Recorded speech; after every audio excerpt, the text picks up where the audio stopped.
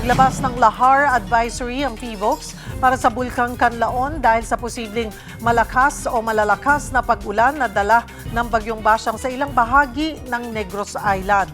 Kaugnay niyan, makakausap natin si Seth Bariga, Public Information Officer ng Canlaon City, Negros Oriental. Magandang tanghali po.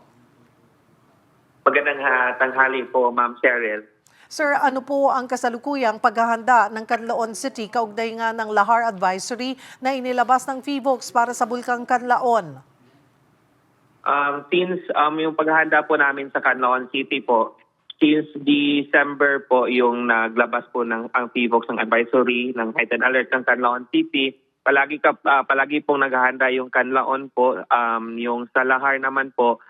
Minomonitor po namin lahat ng mga posibleng dadaanan ng lahar po na mga rivers po na dadaanan ng lahar po. So as of the moment din po kasi yung mga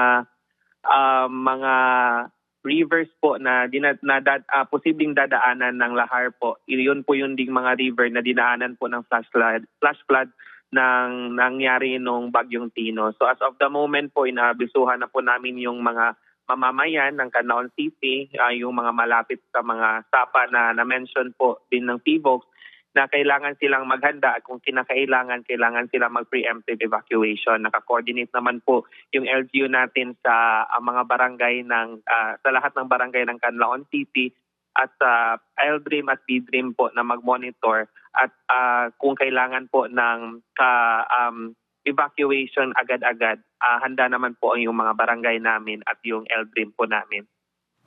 Sir, alin-alin po sa mga barangay yung itinuturing na high risk pagdating nga sa lahar at sediment flows?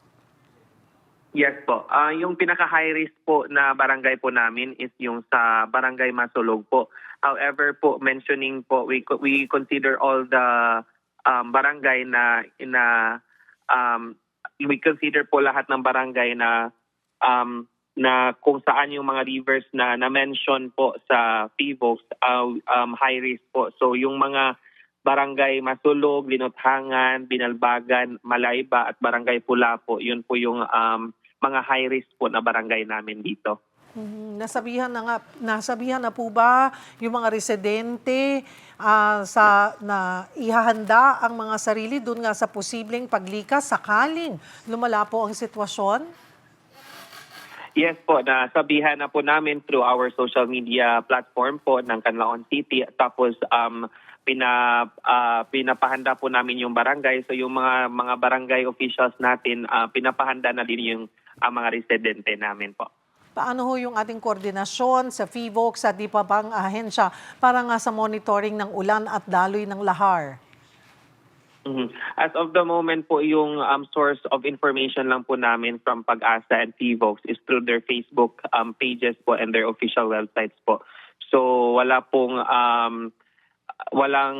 kaming close in contact po with PHIVOLCS and Pag-asa po as of this moment. Pero we are closely monitoring further bulletins naman din po. Bakit po ganun walang close coordination? Sapat na po ba yung nagmo-monitor lang po kayo sa kanilang mga FB pages?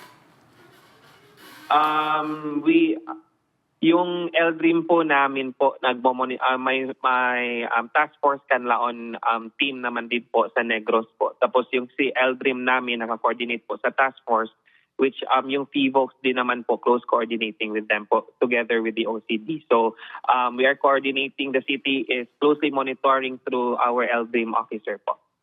Sa mga oras na ganito ay kamusta ba ang panahon po dyan sa mga oras na ito? As of the moment po, we have moderate rains po and moderate rains at moderate na hangin lang naman din po dito sa Canlaon. And from time to time, yung LDRIM namin through our BDRIM are closely monitoring our rivers po na posibleng dadaanan ng lahar flow at dadaanan ng flash flood po. Ano po ang inyong paalala sa inyong mga kababayan? Para po sa mga kababayan dito din sa Canlaon na wag na tayong makumpante. We have learned our lesson po through nung nangyari ng Bagyong Tino. So kung kailangan na mag-preemptive evacuation, hindi na dapat hindi na dapat hintayin ang official na anunsyo ng LGU at dapat mag-evacuate na agad-agad. Maraming salamat, Seth Bariga, PIO ng Canlaon City.